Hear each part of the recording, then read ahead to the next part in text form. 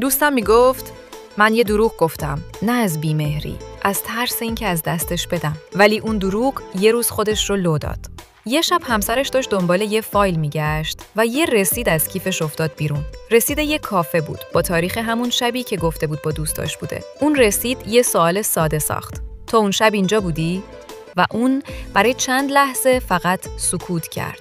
همون سکوتی که همه چی رو گفت. میگفت اون هنوز چیزی نگفته ولی نگاهش فرق کرده. یه چیزی بینمون شکسته. نه عشق، اعتماد. و من هر شب با خودم فکر میکنم اگه همون اول راستشو گفته بودم شاید هنوز میشد نجاتش داد. نگاه ها عوض شد و حالا فقط یه چیز مونده. قسمت آخر.